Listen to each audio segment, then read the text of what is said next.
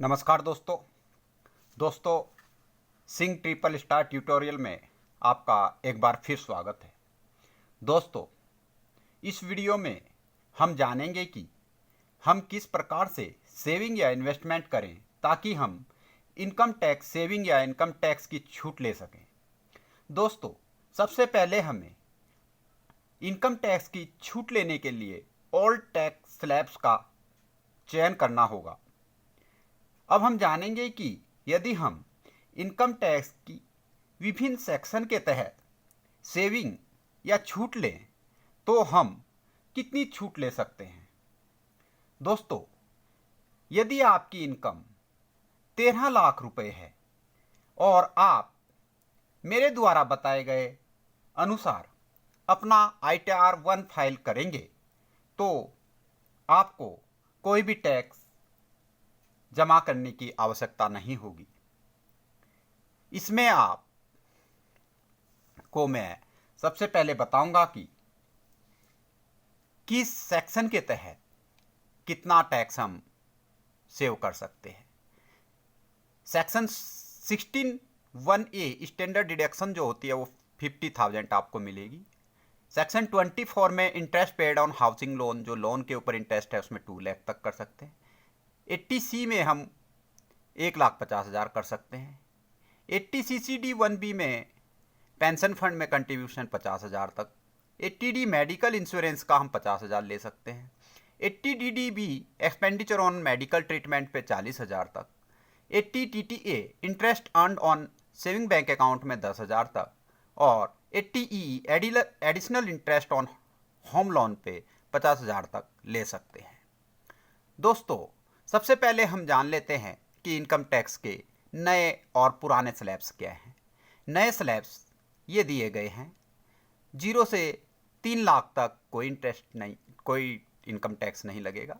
3 लाख 1 से 6 लाख तक 5%, 6 लाख 1 से 9 लाख तक 10%, 9 लाख 1 से 12 लाख तक 15%, 12 लाख से 15 लाख तक 20% और 15 लाख 1 एंड एबो 30%।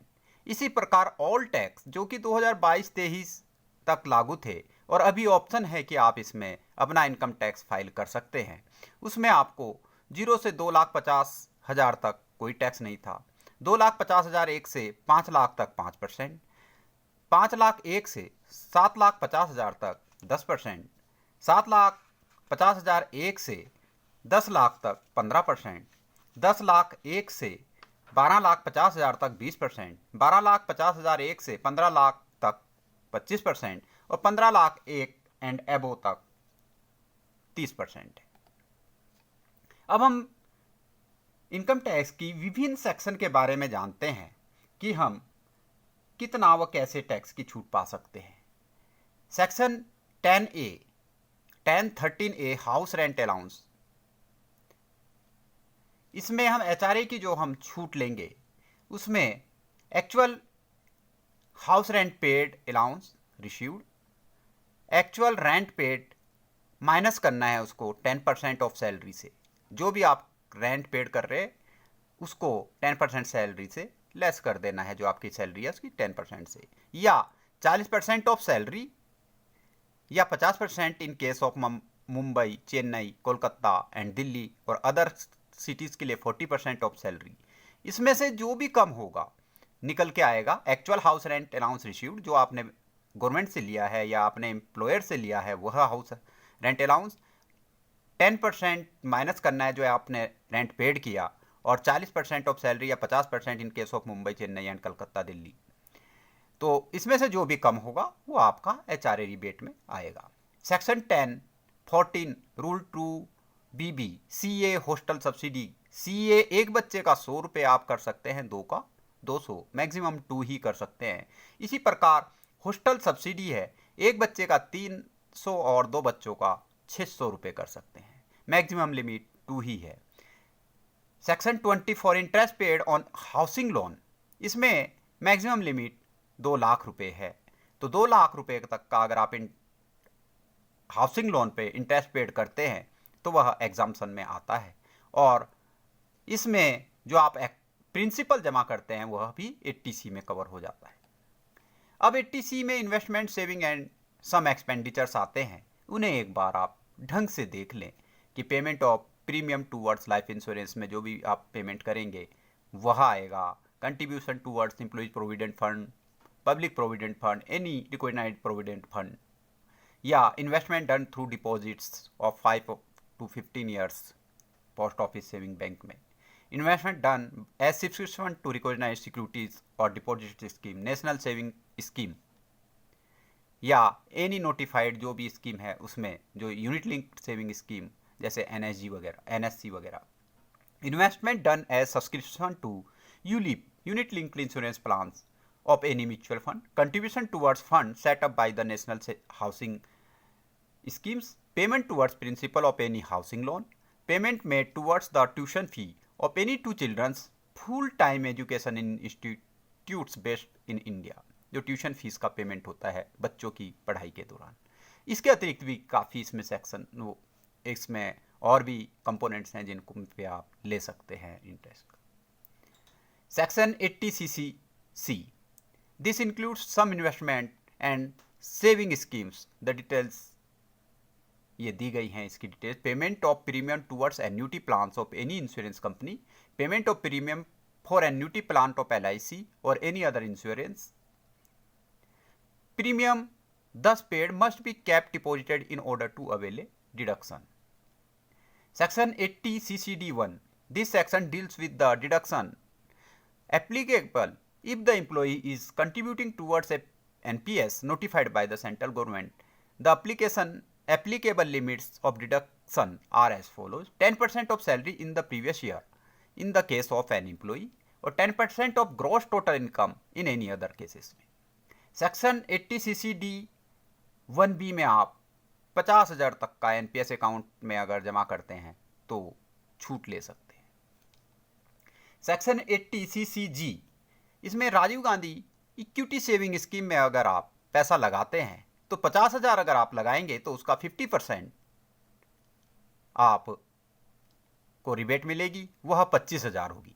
50,000 का 50% 25,000। जो इसमें आप इन्वेस्ट कर सकते हैं उसकी मैक्सिमम लिमिट 12 लाख तक है। तो अगर 12 लाख लगाएंगे तो 6 लाख का आपको रिबेट मिल जाएगा। 80D, A maximum deduction of ₹40,000 is allowed on medical insurance. अगर मेडिकल इंश्योरेंस लिया है, इसमें एक कंडीशंस दी हैं। Deduction for self, spouse and dependent children 15,000, और अगर सीनियर सिटीजन है तो 20,000, और डिडक्शन फॉर पेरेंट्स इंडिविजुअल और बोथ 5,000, और अगर सीनियर सिटीजन है तो 20,000। Deduction for preventive health checkup with in the limit of 40,000, मतलब टोटल मिला के 40,000 ही होगा, लेकिन 5,000 आप इसमें ले सकते हो। 80CCD2, this section deals with the deduction applicable if the employer of the company employee is contributing towards a pension scheme notified by the central government.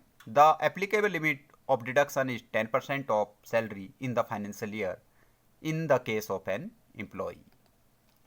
Section 80DD, इसमें हैंडीकैप डिपेंडेंट रिलेटिव्स अगर हैं तो उनके लिए 50,000 है, और अगर इसकी सीवियर डिसेबिलिटी है तो 1 लाख तक आप ले सकते हैं। Section 80DDB, as per the list of disease, एक डिजीज़ की लिस्ट दी हुई होती है, उसमें आप मैक्सिमम 40,000 तक ले सकते हैं। 80E, section 80E, a variable deduction can be claimed on loans taken for the cause of higher education for self और रिलेटिव। 80DDE, इसमें होम ओनर्स हैं, जो हमने पहले बताया है उसमें 2 लाख है, यह उसके अतिरिक्त है। इसमें आप 50,000 तक का रिबेट ले सकते हैं। यदि लोन, इसकी कंडीशन यह है कि loan must not be for more than 35 lakhs, the value of the property must not be more than 50 lakhs, the individual must not have any other property registered under his name at the time of loan as sanction, उसके नाम कोई और property नहीं होनी चाहिए। 80G donation है, आप 50% और 100% डोनेशन वाली स्कीम के NGO या जिसको भी डोनेट कर रहे हैं उसमें जितना भी पैसा आप डोनेट करेंगे वह छूट होगी। 80GGA, deduction with respect to payment made toward scientific research के लिए या रूरल डेवलपमेंट के लिए दे रहे हैं तो वह भी जितना भी अमाउंट देंगे वह छूट है उसकी इनकम टैक्स में। Section 80 GGC a variable deduction with respect to contribution made towards political parties को अगर कंट्रीब्यूशन देते हैं तो उसमें भी छूट है। 80 QQB में है a maximum deduction of ₹3 lakhs on royalty income of from patents. 80 RRB 3 lakhs on royalty income to the author of certain books other than text books। 80 TTA 10,000 की है जो आप इंटरेस्ट अर्न करते हैं अपने सेविंग अकाउंट्स पे।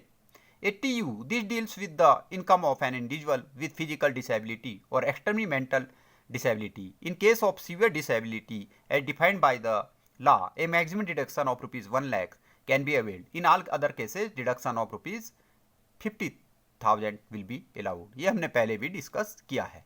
अब हम आपको एक हल्का सा कैलकुलेशन बताते हैं कि किस तरह से हम टैक्स को सेव कर सकते हैं। HRA को हम एवरेज अगर माने तो 75,000 आप सेव कर सकते हैं। Washing allowance, CEA, hostel subsidy, TPT etcetera पे 30,000, standard deduction 50,000, interest paid on housing loan 2 lakh, saving scheme पे जो इन्वेस्टमेंट एक्सेट्रा पे है 1,50,000 जो 80C में आता है। 80CCD1B में contribution to pension fund 50,000, 80D medical insurance का 50,000 और 80DDB expenditure on medical treatment 40,000, 80TTA interest earned on saving bank account 10,000, 80EE additional interest on home loan 50,000 तक ले सकते हैं। Rajiv Gandhi equity saving scheme में अगर हम 50,000 ही लगाते हैं, वैसे 6 लाख तक ले सकते हैं आप, इसमें 12 लाख लिमिट है, तो अगर 50 लगाते हैं तो 25,000। और 80CCD2 contribution by employer to NPS में एम्प्लॉयर भी कंट्रीब्यूट करता है, वह 70,000 और टोटल हमारा लगभग 8 लाख आ रहा है। इसमें कंट्रीब्यूशन ऑफ एम्प्लॉयर भी ज़्यादा हो सकता है और राजीव गांधी सेविंग स्कीम में अगर आप लगाते हैं तो उसमें भी आप ज़्यादा कर सकते हैं। कुछ और भी सेक्शंस हैं जिसके थ्रू आप अपनी इनकम को सेव कर सकते हैं और इनकम टैक्स के दायरे से बच सकते हैं। इस प्रकार आपका 8 लाख तो ये जो मैंने बताया ये हो गया है और अप टू 5 lakhs लगभग नील आ जाता है, नील टैक्स है, तो 13 lakhs नॉर्मली हो गया है। अगर आप अपने एक प्लान से करेंगे और ये 13 लाख से एबो भी होगा और आप सही प्लान के अकॉर्डिंग अपने पैसे को इन्वेस्ट करेंगे तो आप इनकम टैक्स में इससे भी अधिक रिबेट ले सकते हैं। तो दोस्तों अब हम जानते हैं कि हम अपनी मेहनत की कमाई को कैसी कैसी स्कीमों में इन्वेस्ट करें। इसके लिए मैंने अलग से वीडियो बनाए हुए हैं जिसमें 6-7 स्कीमें हैं, आप डिस्क्रिप्शन में उनके लिंक दे दिए गए हैं, वहाँ इन्वेस्ट कर भी रिबेट ले सकते हैं, इनकम टैक्स में छूट है उन स्कीमों में। दोस्तों इस प्रकार आप अपनी मेहनत की कमाई को ऐसी स्कीम में इन्वेस्ट करें जहां आपको ब्याज के साथ साथ आयकर में छूट भी प्राप्त हो सके। दोस्तों नई नई जानकारियों के लिए आप मेरे चैनल को सब्सक्राइब कर लें एवं अपने दोस्तों को भी सब्सक्राइब करने को कहें ताकि वह भी मेरे चैनल के माध्यम से नई नई जानकारी हासिल कर लें और इनका लाभ उठा सकें। जय हिंद, जय भारत, धन्यवाद।